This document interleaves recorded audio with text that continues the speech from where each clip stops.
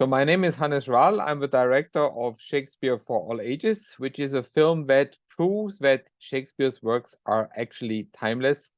And you can find out yourself very soon, or maybe you already saw it, how that works out.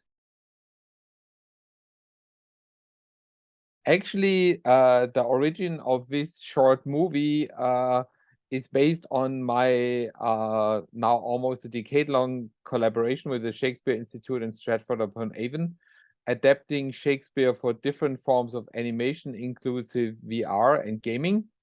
And somehow I had this almost like a side product. I had this idea for this little film that basically follows Shakespeare backwards for history and wants to demonstrate how Shakespeare was always there and always will be there. And that is actually the genesis of the film itself. Actually, the most interesting thing is maybe that the film came together very fast, like basically within a day. So I had this basic idea, and then I quickly sketched out a lot of ideas, all almost on a blanket, or like on a not a blanket, but a serviette, right? And napkin, and I kind of like was very quickly putting it all down, and then actually the idea was there in a quick minute, and then the execution took a lot of time comparatively, because it's animation, and animation always takes more time. So it's done digitally, but it's all done with hand-drawn animation on the computer, but still not using the computer to animate, but really using hand-drawn animation on a tablet, and the computer is just a tool to display it. I mean, the idea came to me in one day, and maybe with some improvements, a few days more. But first you do a storyboard, you do all the sketches, right? And then you have to think about the look, the colors, and actually finally what really takes the most time is the movement. And you have to really make it move. And that overall, on and off, because I could not work on it all the time, and I had two great animators, Jay Septimore and Korsu May, working with me. It took almost a year to get the film completed.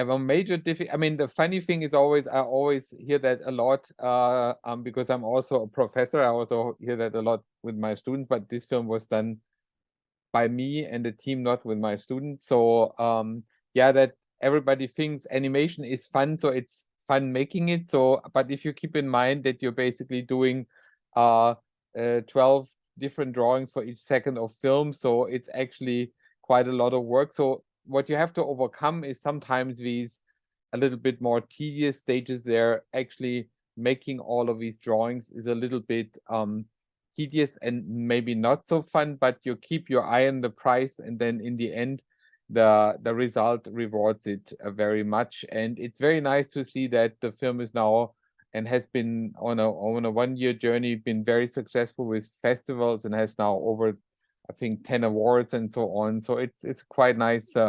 It's always that's the fun part, and that is more than enough reward for all these months of labor everybody puts into it.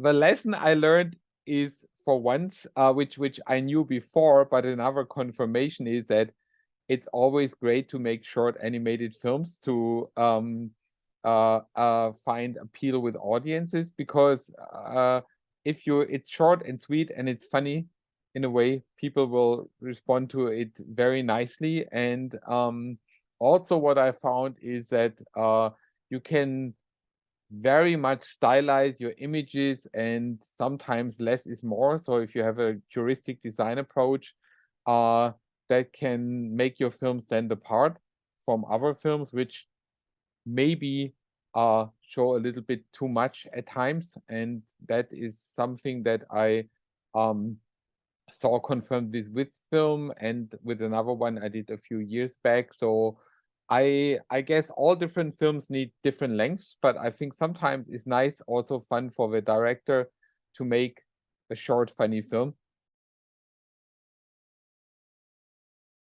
competition is always good, but I'd rather look at it not as competition, but as good company, because it's always great if you make it into a great film festival like yours, which is already very selective, and it's a big honor to be there, and everything else is just the icing on the cake. And of course, it's also already an honor to be in good company. So I always find film festivals quite enjoyable, and I'm very sorry that I cannot make it this year to Paris in person, which would have been like really nice. But maybe sometime in the future.